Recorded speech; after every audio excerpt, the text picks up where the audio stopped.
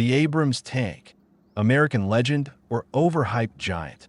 All right, folks, hit that subscribe button and share your thoughts in the comments below.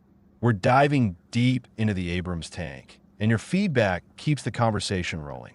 Let's get started. A while back, I reviewed the Abrams tank, specifically the M1A2 variant, and thought I'd covered all. It's the Abrams, America's iconic war machine, a symbol of raw military power. What else was there to say? But then I got to see one up close at the Army 2024 Expo, plus some capture gear displays at Patriot Park and Poklonaya Hill in Moscow. Let me tell you, seeing an Abrams in person is like meeting a rock star you've only heard about.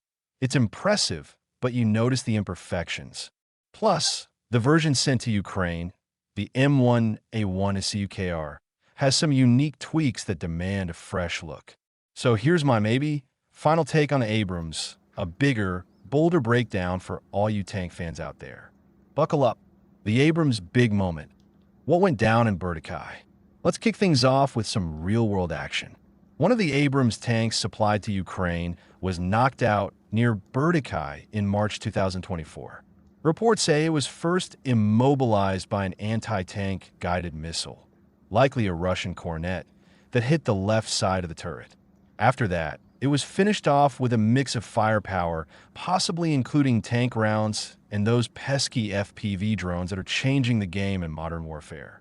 The tank burned to ashes.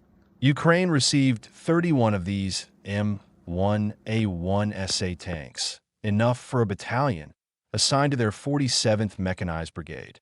So, what makes this version stand out? Let's dive into the details. The Abrams backstory, from Cold War to today. To get the Abrams, you got to know its roots.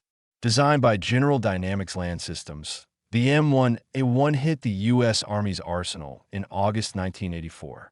The first production models rolled out to units in West Germany by late 1985 to early 1986, right in the heart of the Cold War.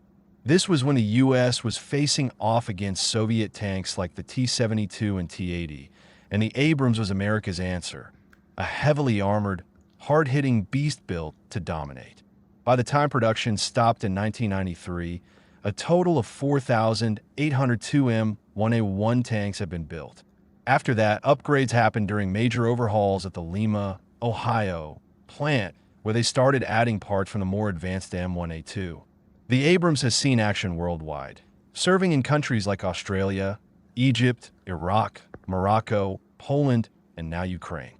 Each country gets a customized version to fit its needs. The M1A1SA stands for Situational Awareness, came out in 2006, with the U.S. Army ordering 155 of them. The Ukrainian version, though, has its own special setup, which we'll explore next. Inside the Abrams, what's under the hood? The Abrams is a classic tank with a four-person crew: driver, gunner, loader, and commander. The driver sits up front in a reclined position, kind of like kicking back in a gaming chair during a firefight. In the turret, the gunner and commander are on the right side of the main gun, while the loader's on the left. The tank weighs over 60 tons, stands about 8 feet tall at the turret roof, and has an armored volume of roughly 19.7 to 21 cubic meters. For comparison, Russia's T-80BV or BVM tanks are much tighter inside, with about 11 cubic meters. That extra space in the Abrams makes it comfier for the crew, but also a bigger target. The main weapon is a 120mm smoothbore M256 gun, compatible with the same ammo as Germany's Leopard 2 tanks, but with some American flair, like concentric recoil mechanisms. It carries 40 rounds, 42 for Marine Corps versions, including armor-piercing, fin-stabilized, discarding sabot, high-explosive anti-tank, canister, and concrete-piercing rounds. The Ukrainian Abrams use U.S.-made M829A2 rounds with depleted uranium penetrators, a rare export move, and German DM-33A1, DM-53A1, and DM-63A1 rounds. The uranium rounds are a big deal. They're built to punch through heavy armor, but their use in exports is unusual. Why the exception? Maybe it's a sign of how seriously the US wants to boost Ukraine's firepower. The German rounds, though, lose some punch when fired from the Abrams' shorter barrel compared to the Leopard 2's longer L-55 gun. The gun's rate of fire is about 8 to 9 rounds per minute, though some experts say it's closer to 7. Unlike modern tanks with auto-loaders, the Abrams relies on a human loader, which can slow things down but adds flexibility in high-pressure situations. American crews swear by it. Fire control, how the Abrams locks on. The Abrams fire control system is its brain, and it's loaded with tech.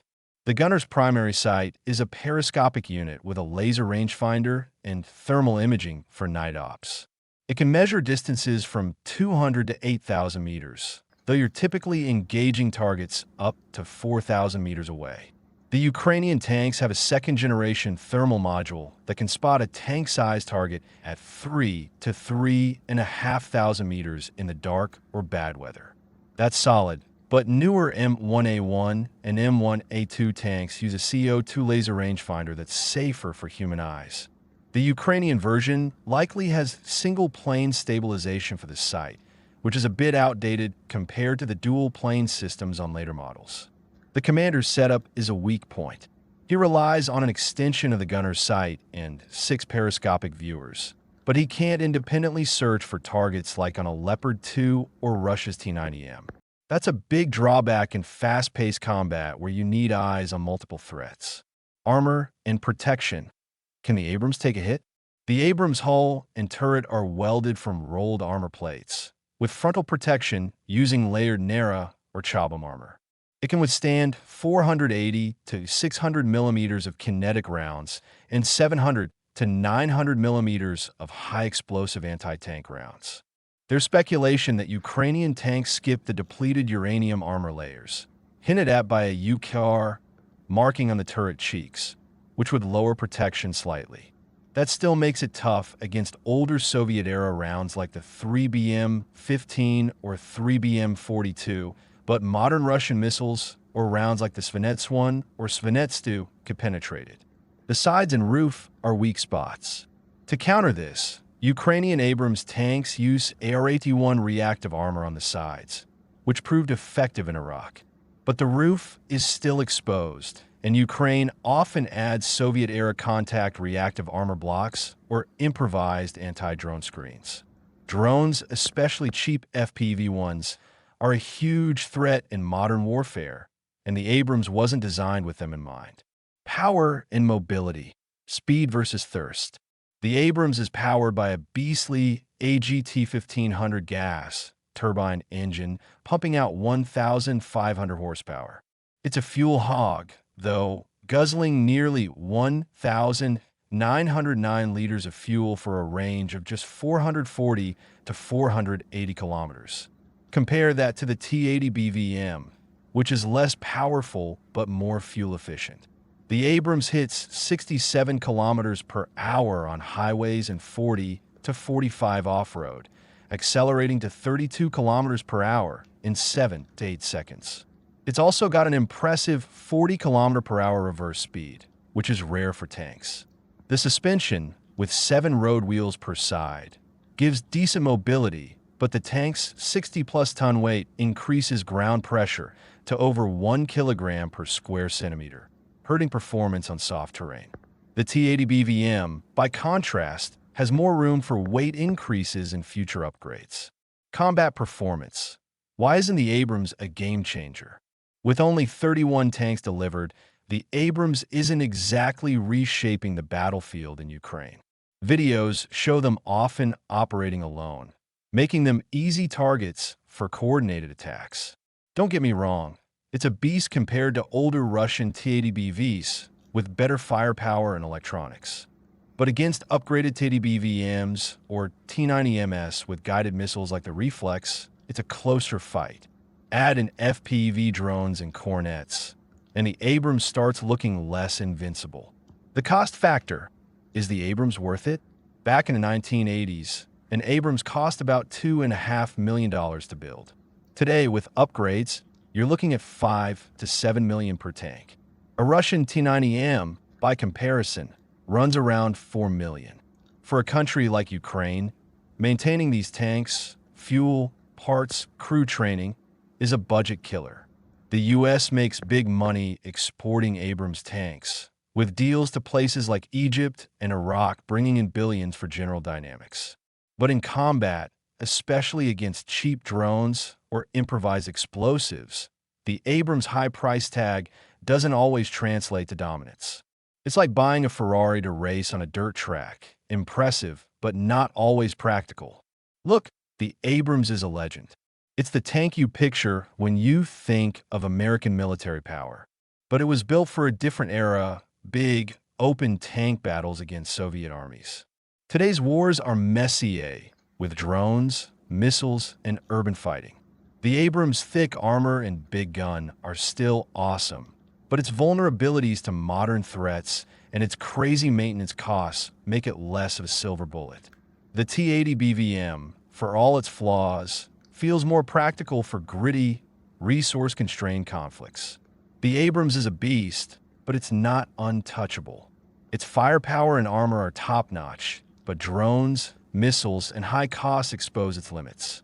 It's a symbol of American engineering, but symbols don't always win wars. Will future upgrades or new tactics keep it relevant? Maybe. For now, it's a fascinating mix of strengths and weaknesses. Subscribe to our channel for more deep dives into military tech. Drop a comment with your take on the Abrams. Do you think it's still the king of tanks, or is its time up? Let's talk.